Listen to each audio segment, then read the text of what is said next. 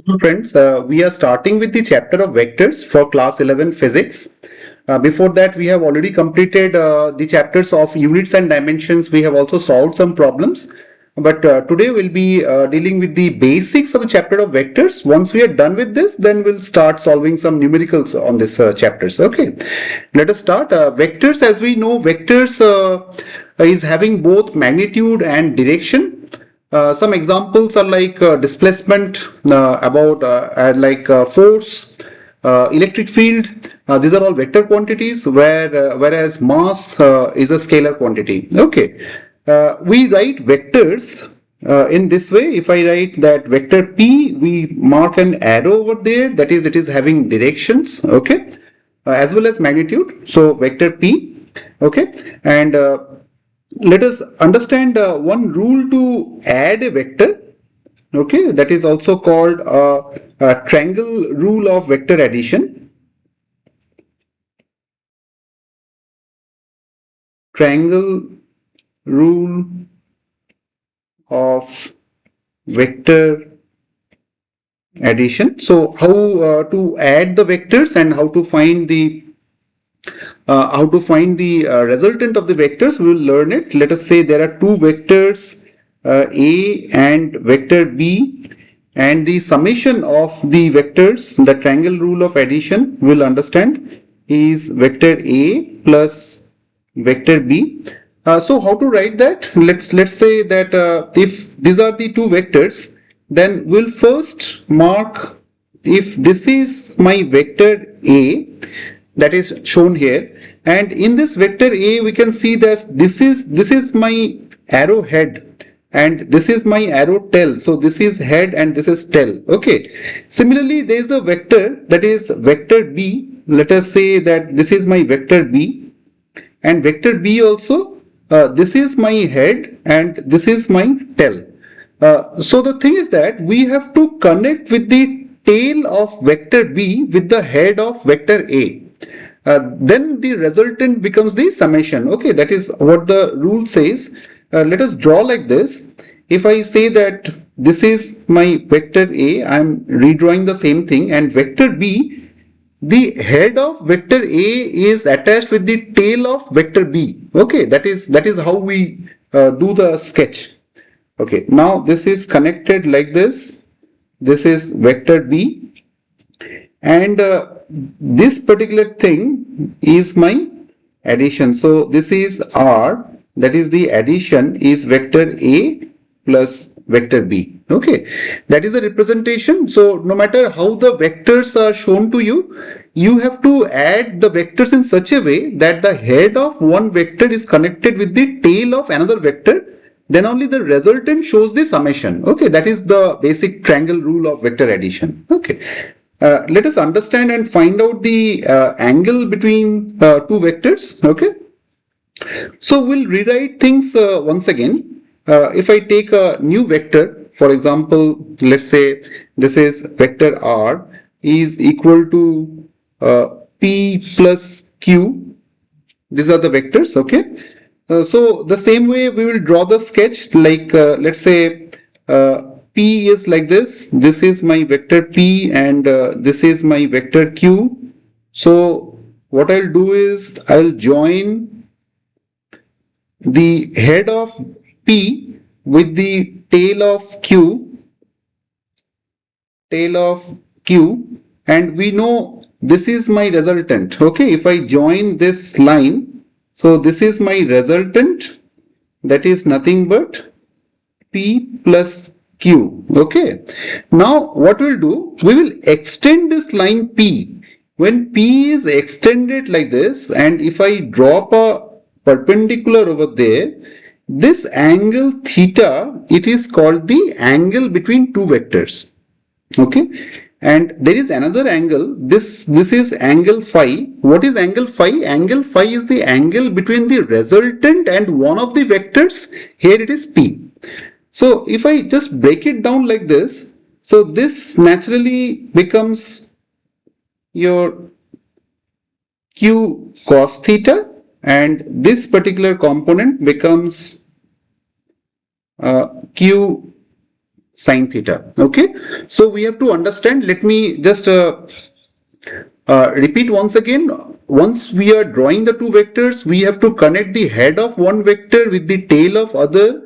Then vector P out here, it is extended, and the angle then made by the vector P with Q is the angle of the vector. You have to remember one thing, that the angle between two vectors is theta, not phi. Phi is the angle between the resultant and one of the vectors. Fine. Now, how to represent the resultant? The resultant is represented as R is equal to root over P square, magnitude square, P square plus Q square plus 2 PQ cos theta.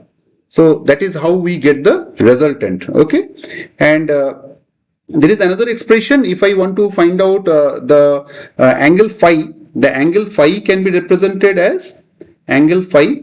So just from the triangle ABC, we can write that tan phi perpendicular by base. So it is BC by AC.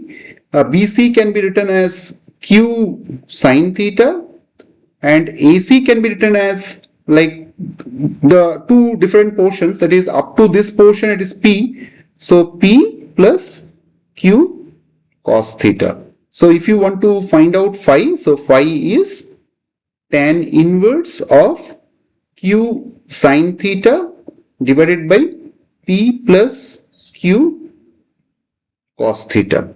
Okay, that is how we find things. We understand to apply the triangle rule of vectors to find out the resultant, to find the summation, and to find out the angle which the resultant makes with one of the vectors. That also we can find out. Okay. Now we go for adding two vectors. Okay, adding vectors. So for adding two vectors, adding or subtracting, we can write anything. Okay, adding or subtracting two vectors.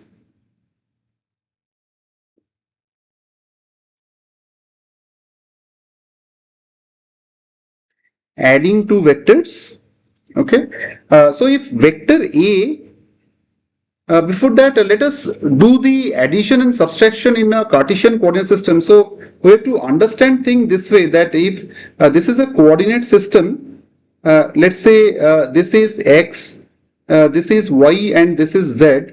Along X is our vector I, that is also a unit vector. So I can write a cap over there instead of giving a vector symbol I.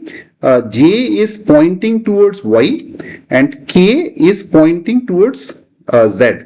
So if I'm writing vector A as AXI plus AYJ plus AZK, and B, let that be another vector. So this is BXI plus BYJ plus BZK. Now if I'm just adding these two vectors, vector A plus vector B, I can simply write AX plus BX I plus AY plus BY J plus AZ plus BZ K. Okay, this is how we add vectors. Similarly, you can subtract vectors also. That is no problem. Okay, now I, J, K, they are called unit vectors. I, J, K are called unit vectors. Because their magnitude is 1. If I say the magnitude of I, that is 1. Similarly, the magnitude of J is 1, the magnitude of K is 1. Okay, if the magnitude is 1, we call it a unit vectors. Okay, now let us understand one of the properties of vectors. Now we first take a dot product.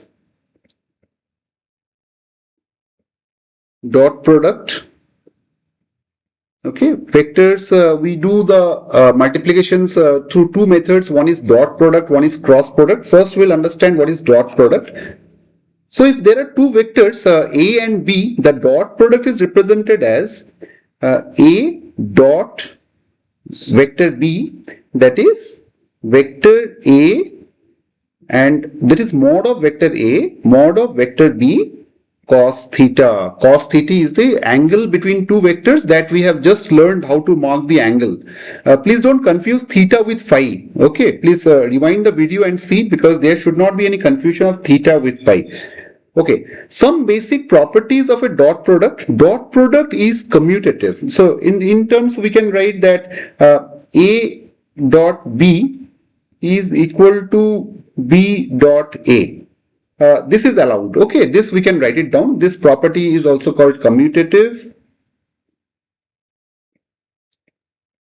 property of dot products. Another is dot product is distributive. Distributive in the sense, if I write that A dot B plus C, then it can be broken down into A dot B plus A dot C. Okay, that is distributive. Okay, so these are certain things we know. These are certain rules that we have to apply. Dot product, let me give some example. Dot product is like work done. Work is a dot product. Is the dot product of force and displacements. Okay, so force and displacement both are vectors, but dot product of two vectors is a scalar quantity. So work done is a scalar quantity, but it is a dot product of two vector quantities. So vector dot product of two vector quantities is a scalar quantity, that you have to remember. Okay, so dot product we understand, dot product representation we understand, then dot product some properties like it is commutative, it is distributive. Let us understand the dot product of some basic things, like if I say the unit vector I, in a unit vector I, one unit vector j and unit vector k, what will be the dot product of I dot I? I dot I, we understand that we can write it that this is I magnitude into cos. What will be the angle? I dot I means both the i's are parallel to each other, so cos 0 is 1. This magnitude of this is 1, magnitude of this is 1, so 1 into 1 into 1, that is 1. So I dot I is 1. Similarly, we can say that j dot j is 1, k dot k is 1. Now what about I dot k? If I write it in terms of vectors also, I dot j, let's say, and I, j, k, they are vectors in three mutually perpendicular axes. So I dot j, if I write it down, then I have to write that this is I, j, magnitude of I, magnitude of j, cos of 90. Now cos 90 is 0. So I dot j is 0. Similarly, we can write that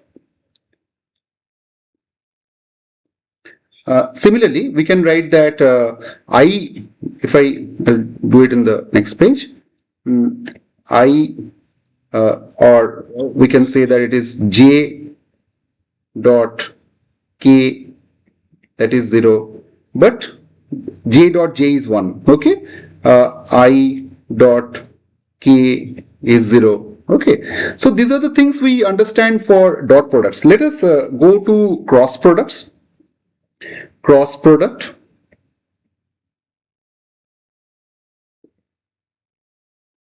of vector multiplication.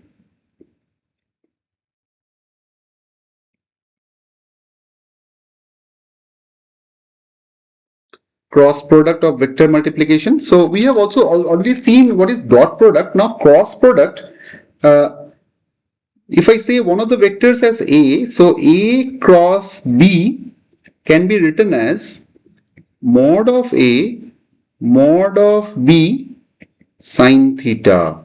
There it was A dot B was mod of A mod of B cos theta. Here A cross B is mod of A mod of B sine theta. Okay, so theta is the angle between two vectors as we understand. Here also there are some basic properties. we have already understood that dot product is commutative, but cross product is not commutative. We cannot write that A cross B is not equal to B cross A. So A cross B is not equal to B cross A. Okay. But in dot product, we have seen that A dot B is equal to B dot A. But here A cross B is not equal to B cross A. Rather, A cross B is equal to minus of B cross A. Okay. We'll understand how to make the sign convention. So we understand that cross product is not commutative, but cross product is distributive in the sense, if we are writing that A cross B cross C, then this can be written as A cross B A plus,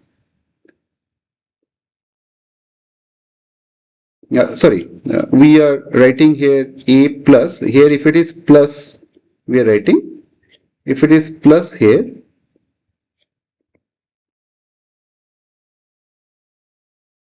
plus here, I'll just rub these things off. Then this can be written as A cross B plus A cross C.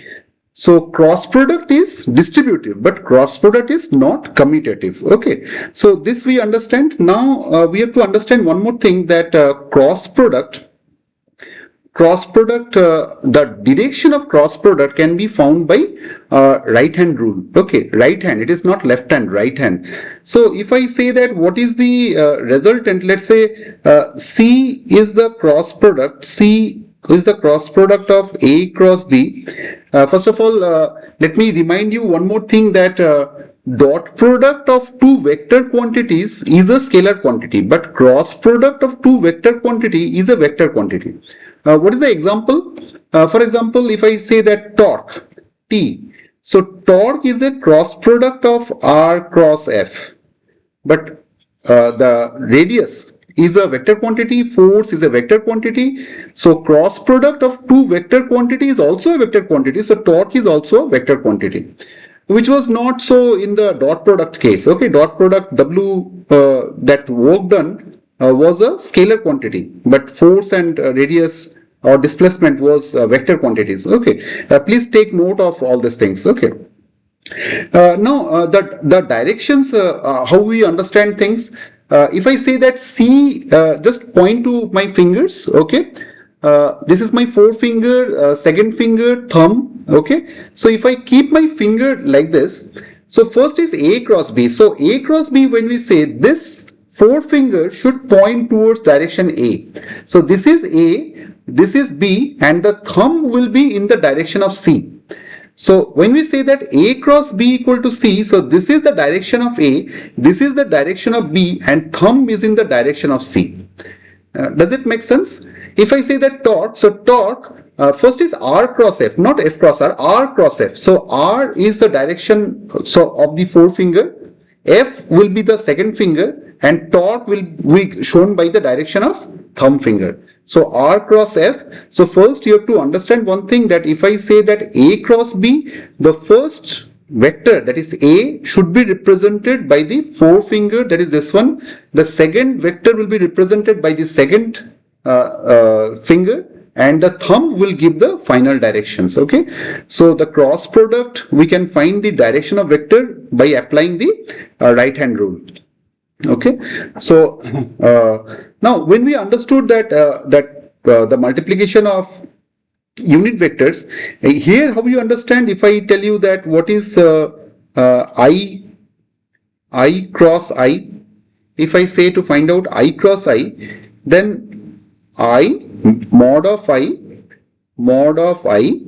sine theta. So here I cross I sine theta, I and I, that will be parallel. So this magnitude is 1, this magnitude is 1, but sine 0 is 0.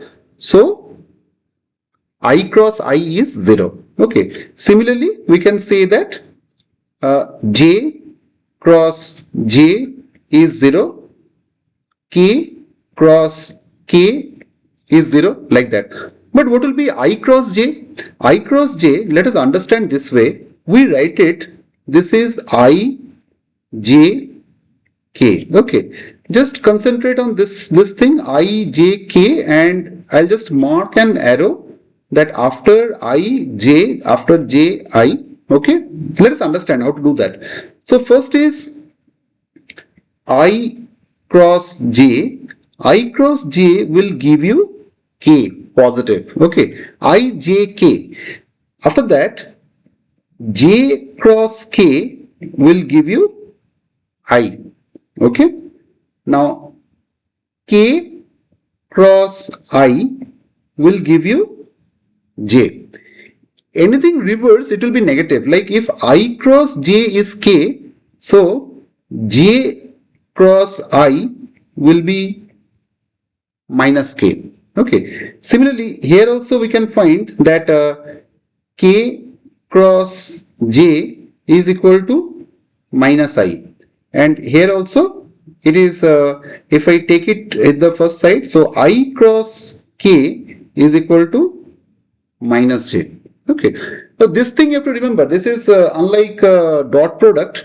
We have to understand this thing that I, j, k alphabetically you just write it down as it comes. Okay. So I dot j is k, j dot k is I, j dot k is I, and k dot I is j. Okay. Anything otherwise, this thing will turn out to be that negative quantity, that is j cross I will give you minus k. Okay. This is how it works. Now, if I tell you that to multiply two vectors, let us take an example to wrap up our understanding about different vectors. So, if I say that there is a vector quantity, there is a vector quantity A, and A can be written as, let's say this is I plus 2j plus k. Okay. And B, vector B is written as, let's say this is 2i plus 3j plus, let's say it is 2k. Okay. And we have to multiply A cross B. Okay. So A cross B, how to multiply? Let us write it down. I plus 2j plus k cross 2i plus 3j plus 2k. Sorry, I can write with, since they are unit vectors, so I can write it cap also instead of putting a vector symbol like this. Unit vectors can be represented by simple vectors, or it can be represented by some caps also. Okay, I cap, j cap, that is also fine. So this can be written as, so 2 into, if I just break it down, 2 into I cross I plus 3 into I cross j plus 2 into I cross k. Okay, that is the first line if I just break it down. Okay, plus for the second case, 2 into 2, that is 4, 4 into j cross I plus 6 into j cross j plus 4 into j cross k. That is the second multiplication. And the third one, 2 into k cross I plus 3 into k cross j. See, it is k cross j. Please don't write j cross k. The meaning will be totally different. Plus 2 into k cross k. Now, what is I cross I? We have already seen. What is I cross I? I cross I. I cross I we have already seen. I cross I is I mod of I into sine 0. Sine 0 is 0. So I cross I is 0. That we have already seen. Okay. Now I cross I is 0. Similarly, j cross j is 0. So what we'll do, this cancels out to be 0. then j cross j, this cancels out to be 0. This cancels out to be 0. Then what we are left with in the next line, 3 into I cross j. I cross j will be 3 into I cross j. So I cross j will be k, is it not? I cross j. So I cross j will be k. So I'm just writing here 3k. Okay. For which parameter? For this one. Okay. This one I am writing like this. Okay. Plus 2 into I cross k. What will be I cross k? How we learned it? We have to write it like I j k. And if I k cross I is j, but I cross k, it is minus j. So here we have to write that plus 2, if it is I cross k, it is minus j. Be very careful about this thing. Okay. So this we have written down. Then plus 4 into j cross I. J cross I is minus k. Okay. Plus 4 into j cross k. J cross k is I. Plus 2 into k cross I. K cross I is j. Okay. Plus 3 into k cross j. K cross j is plus 3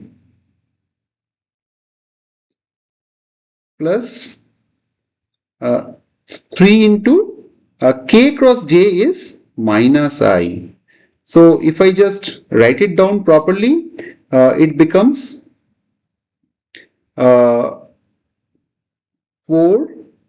minus 3i. Then we have to write it down that minus 2 plus 2j. So the j gets totally cancelled out. J and plus 3 minus 4k. So if I further simplify this thing, this becomes I, this gets cancelled, minus k. Okay, understood how to apply cross product in solving the problems. So you have to remember the alphabetically that it is I, j, k, not any other times. Then only you will understand that I cross j is k, j cross k is I, and k cross I is j, not otherwise. If I say that j cross I, if I tell you that it is j cross I, then it will become minus. If I tell you that it is k cross j, it will be minus I. Understand? So that is how we have to understand things. That is all for this video. In my next video, I'll be solving some problems of NEET and JEE pertaining to vectors. Okay, that is how we'll go about things. Okay, thanks for watching. We'll soon join with the next video.